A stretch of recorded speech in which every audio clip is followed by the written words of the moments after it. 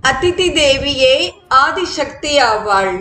தேவர்கள், கந்தர்வர்கள், மனிதர்கள், பித்ருக்கள், அசுரர்கள் ஆகிய எல்லா உயிர்களுக்கும் அதிதி தேவியே தாய். அவள் இளகிய நெஞ்சம் படைத்தவள், பெருமை மிக்கவள், போற்றத்தக்கவள். அவளே சாவித்திரியும் காயத்ரியும்.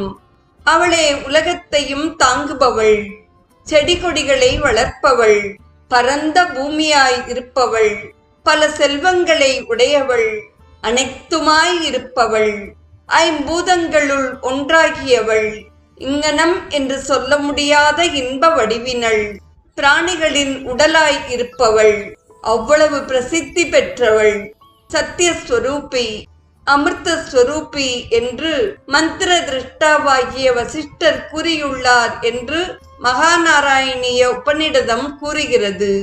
8வது புத்திரனை